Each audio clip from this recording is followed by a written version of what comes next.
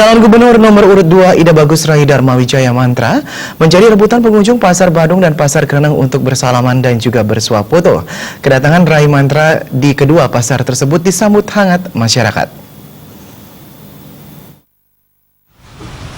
Kegiatan belusukan calon gubernur nomor urut 2 Ida Bagus Rai Dharma Wijaya Mantra beserta istri dan sejumlah rombongan ke Pasar Kereneng Denpasar membuat heboh para pengunjung pasar termasuk para pedagang. Kunjungan calon gubernur nomor urut 2 ini tidak disia-siakan oleh masyarakat untuk sekedar bersalaman maupun bersuap foto atau berselfie ria. Rai Mantra pun dengan senang hati mengajak masyarakat untuk berfoto bersama. Kedatangan Rai Mantra ke Pasar Kereneng bersama istri juga digunakan untuk membeli beberapa makanan dan kue yang dijual oleh pedagang-pedagang kecil di Pasar Kereneng.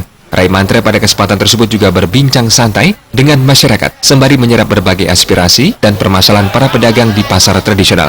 Menurut Rai Mantra, memajukan pasar tradisional merupakan salah satu program kerjanya ke depan sebagai salah satu upaya penguatan ekonomi kerakyatan.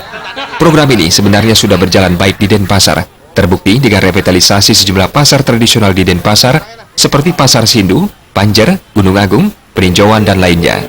Pasar ini kini telah memiliki daya saing tinggi dan telah menunjukkan peningkatan omset penjualan para pedagang tradisional. Untuk memperkuat daya saing, Rai Mantra juga mengatakan tidak hanya merevitalisasi, namun juga mengedukasi para pedagang dalam hal ini mengelola usahanya agar lebih efektif dan efisien berorientasi kepada pelanggan. Revitalisasi ini sudah terbukti meningkatkan daya saing pasar tradisional di tengah gempuran pasar modern. Jika terpilih nanti, Rai Mantra akan menerapkan program ini ke seantero Bali untuk memperkuat ekonomi kerakyatan masyarakat Bali yang berakar pada pasar tradisional, koperasi, dan LPD.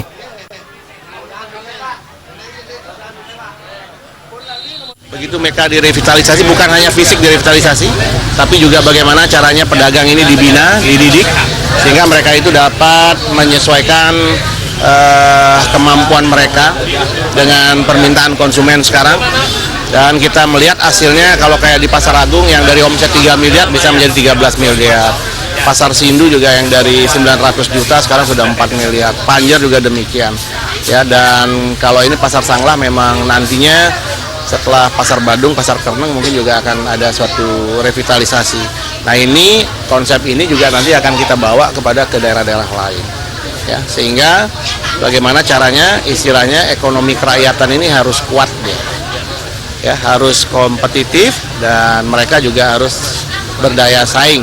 Nah, ini yang menjadi hasil atau harapan kita ke depan di dalam membangun kapasitas ekonomi kerakyatan.